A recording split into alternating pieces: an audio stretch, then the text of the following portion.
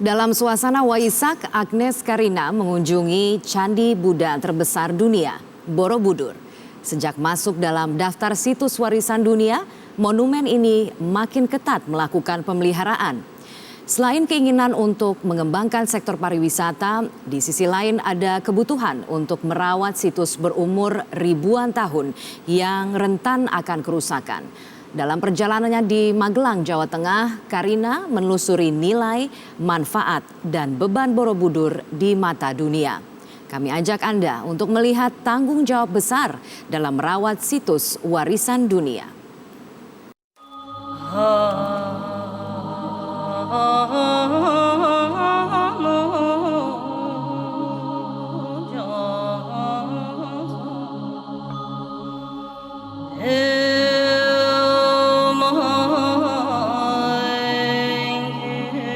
Ada ketenangan yang ditawarkan di balik kemegahan. Suasana pagi yang magis di Candi Buddha terbesar dunia, Borobudur.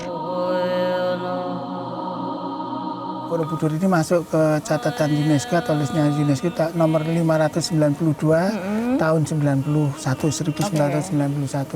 Dan ada 3 nilai luar biasa dari bangunan ini. Banyak orang yang akan melakukan pengkajian terhadap bangunan ini, baik dari segi konstruksi, segi arkeologi, antropologi, sejarah, budaya. Mereka berduyun-duyun datang di sini untuk melihat itu. Sejak tahun 1991, Candi Borobudur masuk dalam daftar situs warisan budaya dunia.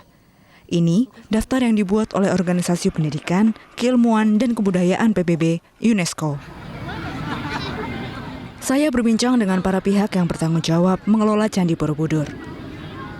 Dari segi pengembangan pariwisata, jumlah pengunjung terus didorong untuk ditingkatkan. Untuk target tahun 2018 ini, kita menargetkan sekitar 10% naik dari tahun lalu, dari tahun 2017. Nah itu kita sekitar, target tahun ini sekitar 4,7 juta pengunjung yang masuk kemarin. Nah, di sinilah yang sebenarnya kita harus itu benar-benar mengelolanya itu secara smart.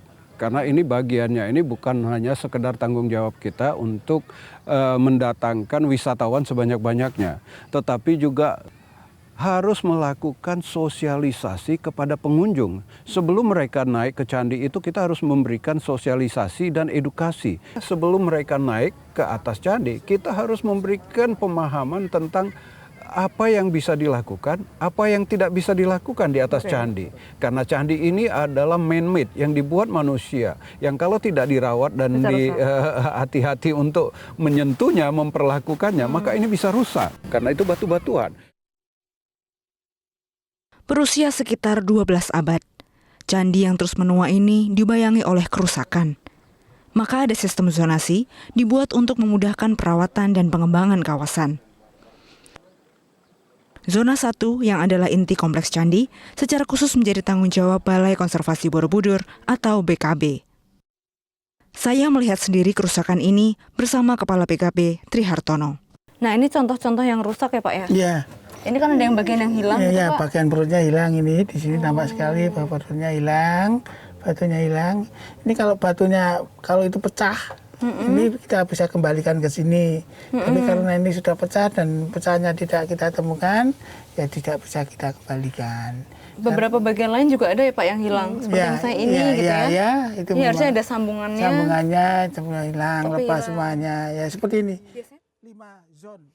Kepada saya, Trihartono menjelaskan tantangan merawat candi yang memiliki relief Buddha terlengkap di dunia ini. Kita tahu bahwa batu-batu itu kan punya pori-pori. Nah, pada waktu air yang meresap pada batuan itu keluar, kadang-kadang tertutup oleh lapisan tertentu, sehingga dia keluar dengan meninggalkan mineral-mineral. Nah, yang salah satu mineral-mineral itu kemudian akan, kalau dia kabur, bisa menjadi penggaraman. Kalau dia mineral itu berubah padat, biasanya bisa timbul kayak bisul di dalam pipi. Ya.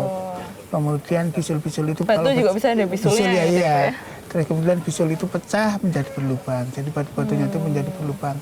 Ini banyak sekali terjadi di sini, tidak hanya 1, 2, tapi beberapa, sehingga pada bagian-bagian tertentu, terutama bagian relief, dia akan ya merusak. Hidungnya bisa pesek, pipinya bisa jadi berlubang gitu ya. dan lain sebagainya. Ini yang menjadi kerusakan.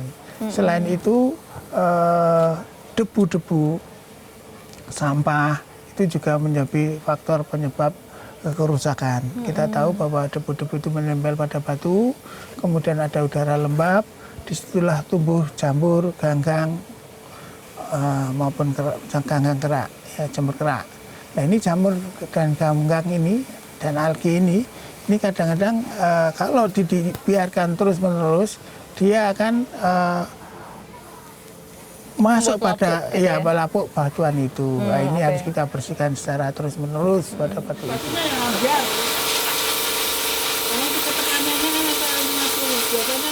Perawatannya jadi apa saja Pak untuk itu Ya, semua? pembersihan ini ada dua cara, yaitu pembersihan kering dan pembersihan basah. Kalau pembersihan kering kita bersihkan dengan sapu lidi atau sapu sikat dari batu-batuan itu. Nah, pembersihan kering ini biasanya kita lakukan pada bagian relief itu. Ya, yang lebih kecil-kecil, gitu, Pak, ya, detail. Kita harus detail, dan kalau memang ada jamur sampai dalam, ya kita pakai jarum, kita bersihkan pori-pori itu dari lumut ganggang itu supaya dia bersih. Terus kemudian kalau yang bagian batu yang tidak ada reliefnya, mungkin kita bersihkan dengan semprotan air dengan tekanan agak tinggi antara 50 sampai 100 bar, sehingga debu-debu dan ganggang yang ada di situ bisa tersapu bersih. Ini salah satu pembersihan. Kemudian pada bangunan-bangunan yang pada dinding-dindingnya itu bocor dan tumbuh terjadi penggaraman, ini pekerjaannya agak rumit lagi karena kita harus menghentikan faktor penyebab. Faktor penyebabnya itu kan air, jadi kita menahan air supaya jangan masuk pada dinding-dinding itu.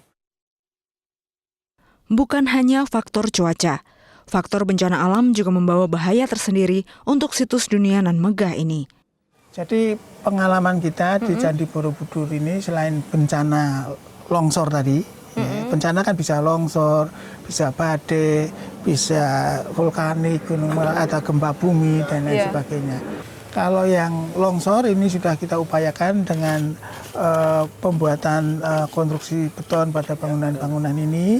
Kemudian bencana yang terjadi pada beberapa tahun terakhir ini, yaitu di sini adalah akibat dari abu vulkanik, letusan gunung Merapi. Kemarin itu ada Gunung Kelut, ada Gunung Merapi itu sendiri yang menutupi semua debu, menutupi semua bangunan ini. Yang pertama kali kita upayakan ya bagaimana kita